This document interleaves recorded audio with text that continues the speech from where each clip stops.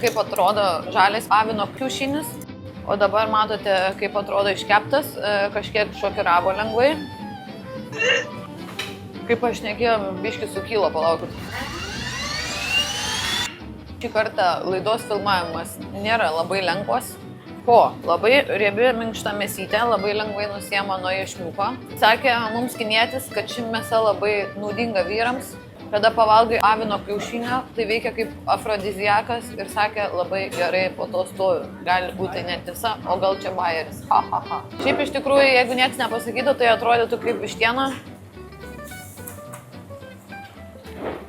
Nu, yra tom